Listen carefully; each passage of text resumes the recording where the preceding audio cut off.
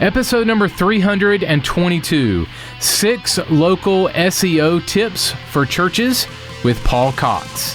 Let's do it. This is the definitive podcast for helping you plan, create, and execute dynamic worship experiences at your church. Useful, practical content in the areas of production, worship, communications, first impressions, and more. This is Making Sunday Happen. This is the Making Sunday Happen podcast, episode number 322. We've been at this for over 6 years straight now, every single week.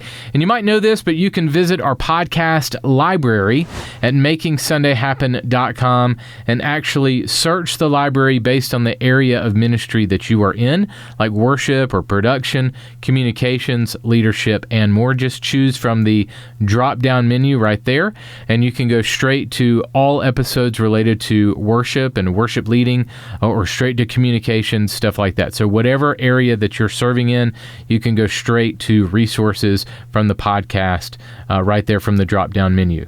Again, that's MakingSundayHappen.com for that entire library.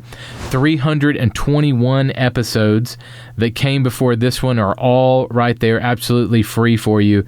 About 200 episodes are all audio only, and then we switched to audio and video a couple of years ago.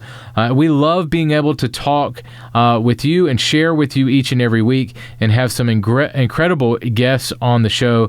Like my guest today, Paul Cox. Paul was on the show last week as we talked about how to build your church website in a week.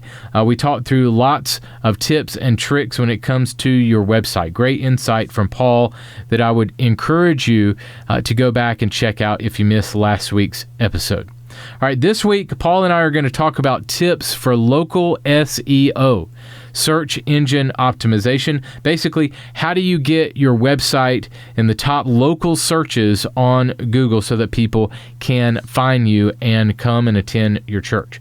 We're going to get really specific here on some things that you can do to increase attendance at your church. That's the goal of the website, a website. You heard that from Paul last week, that we want the website to be used as a tool for people to come either watch you virtually or come to your physical location.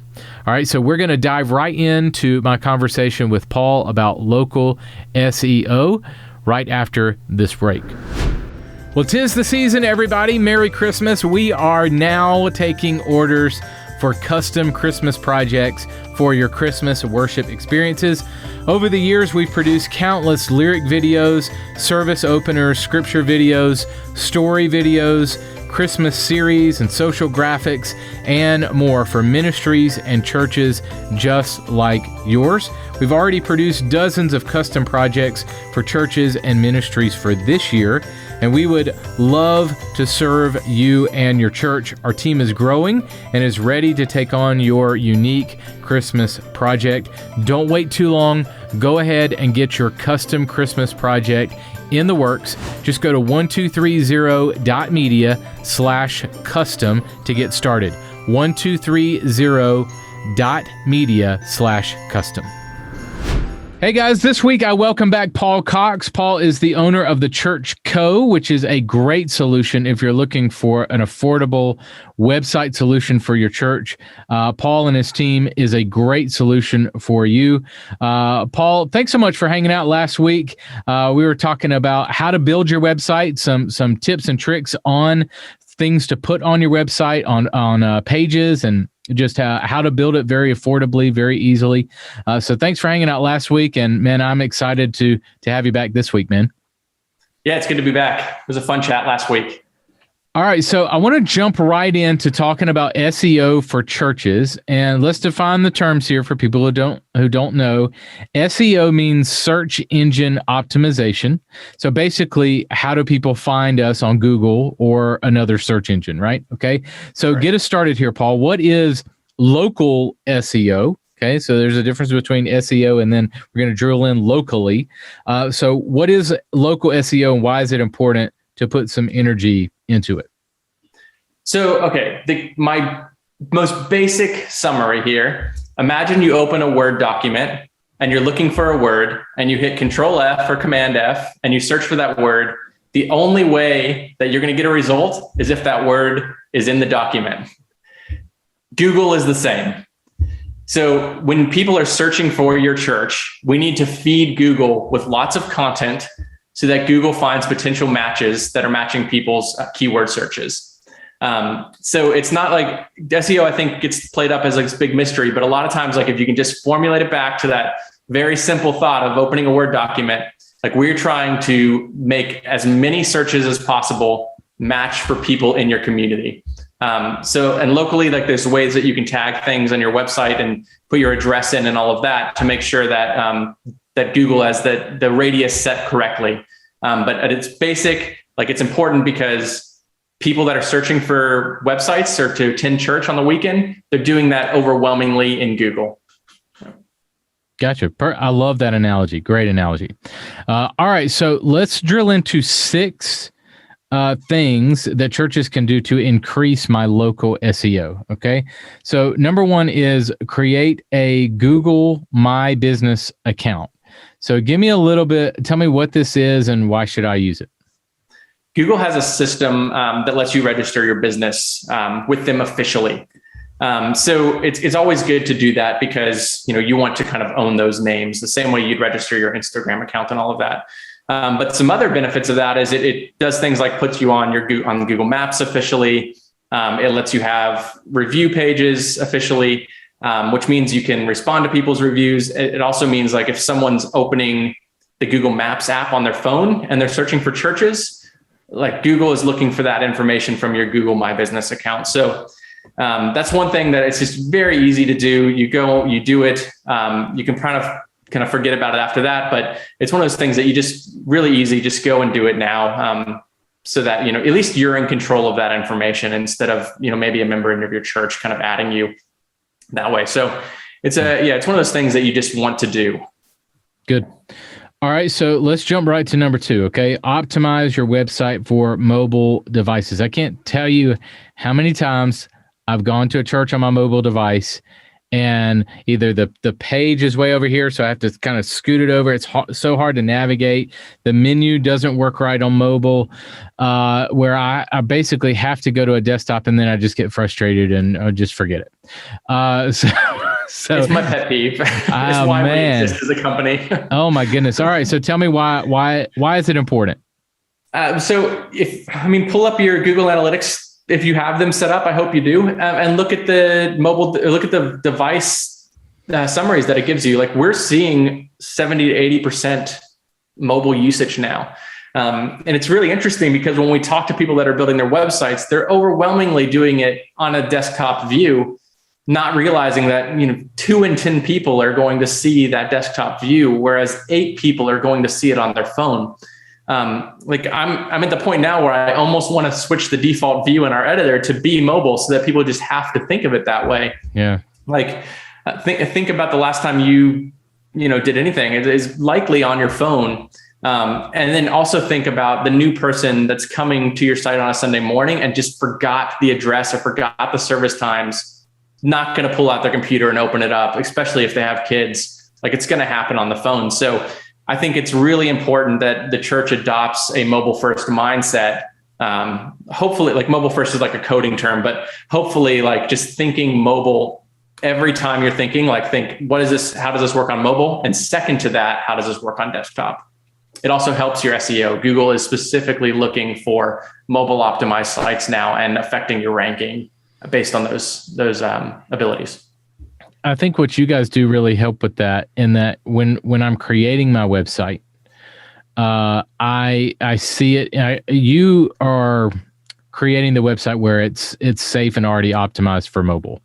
But I would say if a church is not using you, and you're creating your own church website or maintaining it, when you put that stuff in, go ahead and look at it on your phone and make sure that or a tablet, like have those things on your desk and make sure that everything looks great on all devices. Would you agree with that, Paul?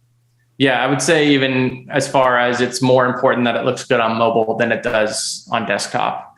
Yeah. Because again, 8 out of 10 people 7 to 8 out of 10 people are going to see it on mobile. Great. Yeah. All right. Number 3 is create content based on local news stories or events. Why would I do that? Well, one, I think it's really important that you know what's happening in your community, right? Like if the high school down the street won the state championship, I think a short little blog post of you celebrating them, like as a church, or you, maybe the church makes a donation to the athletics. I don't know what you're doing, but like write it up, because it's going to be a hot topic in searches for a few days. And the chances of you kind of starting to rank for those things becomes better. Because again, if you think back to that Word document, we want to put as much content into Google as possible so that Google has more chance to rank you up in searches. So a really quick way to do that is to follow like local news events and like stories that are happening. And it's also kind of a way for your church to show a bit more personality beyond just the Sunday service. And also maybe I'm not talking about myself all the time. Like I really do care about the community. I really am interested in what's going on in our community. It's not just come see us and look what we're doing. It's not a billboard, but a conversation. How does this? Good. Sorry, you don't have to like feature all of those on your homepage. Like you don't even really have to link them from the navigation, because sometimes like the goal is to just feed Google the content. So like write them. I think it's really cool if you do have that, because it's a way for your members to engage with you via the website. But if you're worried about like this being off brand or off topic, like at least still just write it, because you want the SEO benefits of it. Good. So get into how does this, and you might have mentioned this, but I'm going to ask it again just to be clear. How does this drive traffic to my website? Right. So people search for lots of things, right? Mm-hmm. We want to match as many of those searches as possible. So like one of the quickest ways you can do this is to just write blogs like about anything, like even like recapping the service. Here's a good example. Like we see so many, like, here's my sermon from last Sunday. If you just did like a quick summary paragraph with that, it would help people that are searching for things on that topic in Google find that sermon. A lot of people don't really go to church websites and search the church website. They do search Google. Like just take that extra 5 minutes and write a paragraph, and it's going to kind of give Google that information. And now if someone's, say you did a series on, I don't know, like just any topic, and then someone's Googling in your area around that topic, like you're more likely now to be the result of that Google search. Good. All right. Number 4, claim your business on Yelp or other review sites. Talk me through that. That one's important. Like a lot of times you'll then be able to respond to people's comments if there are negative ones. So that's important. But also like if you go search your church now, I almost guarantee that one of the top results is going to be things like your Instagram account and your YouTube account. You want those reviews in front of people. You also want to encourage people that attend your church to give you good reviews. So it kind of works in your favor both ways. One of the key indicators for Google's ranking is that you have backlinks from other websites to your website. So, one of these things is Yelp, and Google reviews will give you those things. We actually just started something at the church a few weeks ago called sundayservice.org, where churches can just sign up and it gives you a backlink to your website, which again, just helps you get more backlinks, because that's what Google is looking for as an indicator to rank up your website. Yeah. Would it be rude, inappropriate for me on a Sunday morning to ask my congregation, or put up an announcement slide, something like that, and say, hey, go and leave a review of our church, and here's some suggestions, here's where to go to do that? Would that be an idea? What do you think about that idea? I don't think it's rude. I mean, I think the goal has to be reaching new people. If this is something that's going to help us reach new people, I think it's fine. I think the only reason it would be bad is if you're like saying specifically, go write this exact review. Like, let people write their own reviews, because you're actually going to get a lot of benefit from that as well, because you're kind of getting a quick survey of the pulse of your church in those reviews. So Yeah. I think it's fine, especially like if it's just a slide that's kind of happening before service. You want a quick, or an Instagram post, you want a quick way to help the church, go over to this and leave us a good review. I think that's more than acceptable to do. How would you answer somebody that would ask, isn't that too businessy? Like, why does my church need to be on Yelp? That sounds like a business. Look, don't shoot the messenger, but we are a business. The business that we're in, though, is getting people to heaven, right? So we want that to succeed because that's what God has called us to do. So if we're going to purposefully not do something that is going to help us reach more people, then I think we have more issues that we need to focus on than is the church of business. Like, I think that we have to do everything we can to reach more people with the gospel. That is our calling. That's what God has asked us to do. I think we can't say, is this a business or is this not a business? Our goal isn't making money. Our goal is salvation with people. So we talk about in marketing a lot of conversion rate. And usually if you're talking about selling t-shirts, you're talking about, a percent of sales. For us, a conversion is actually a spiritual conversion. And it's fine to talk about that conversion rate. As cheesy as this sounds, it's a real thing. Like, we are talking about people that weren't believers are now believers. That is our conversion rate. And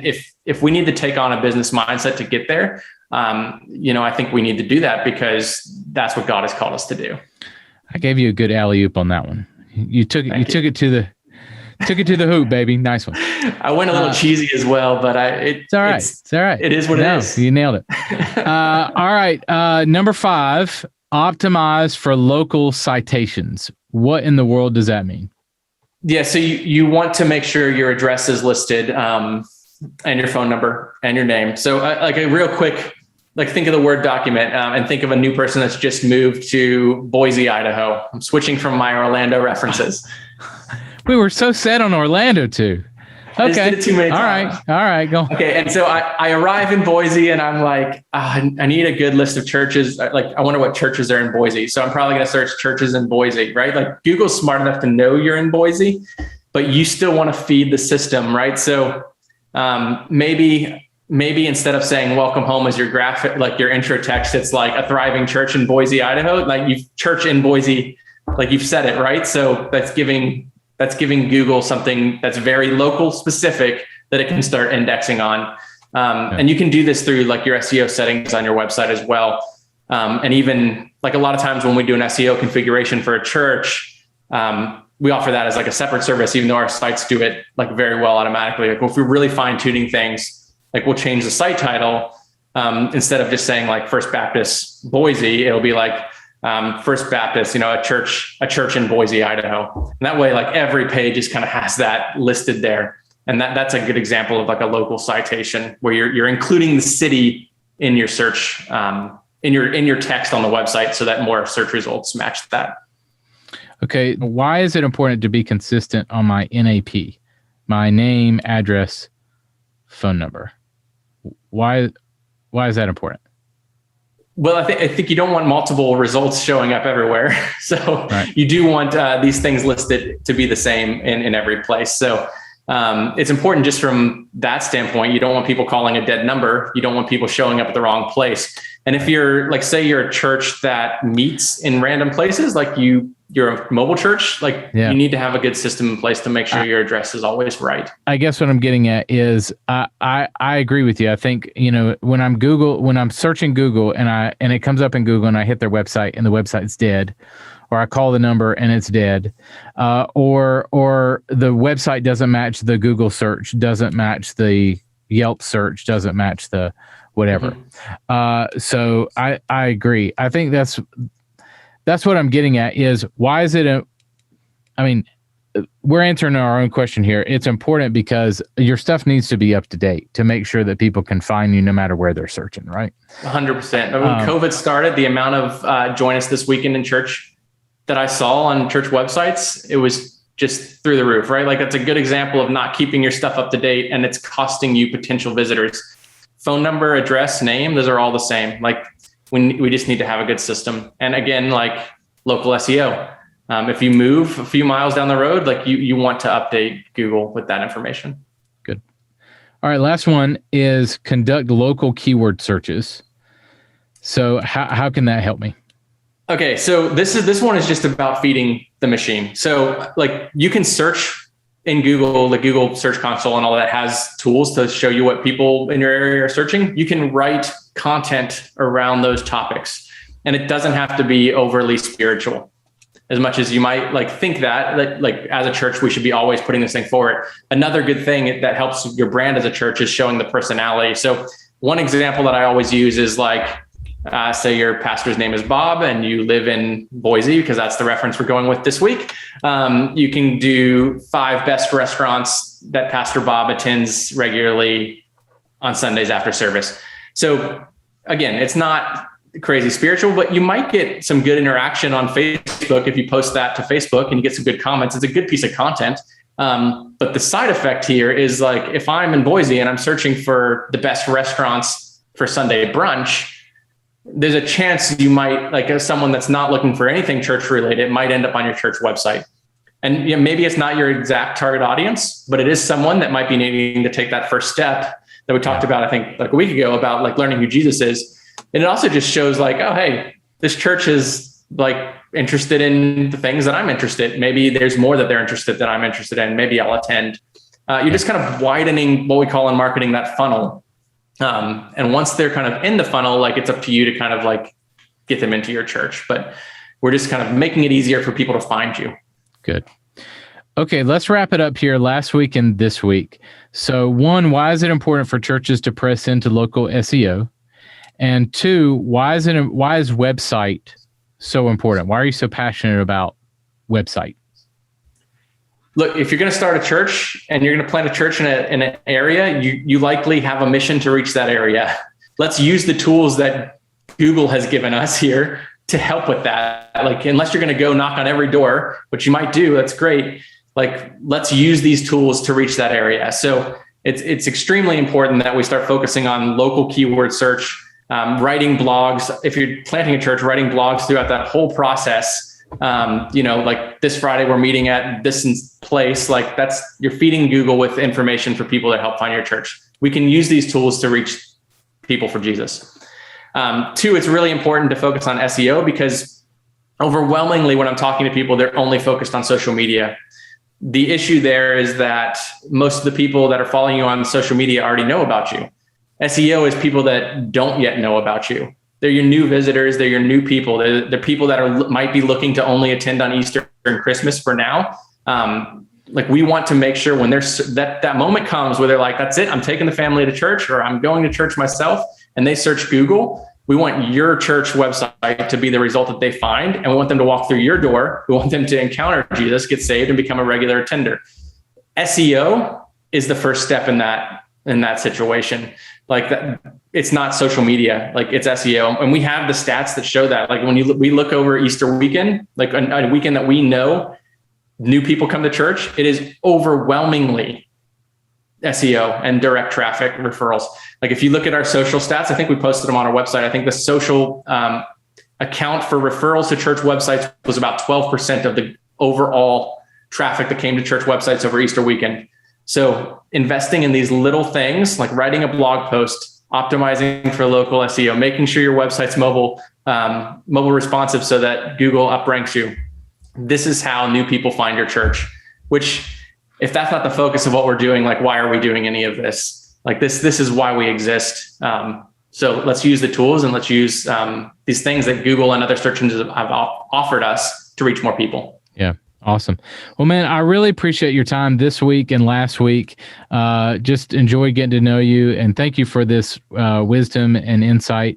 Man, I can't wait to do it again. Thanks so much for your time. Yeah, thanks for having me. This was fun.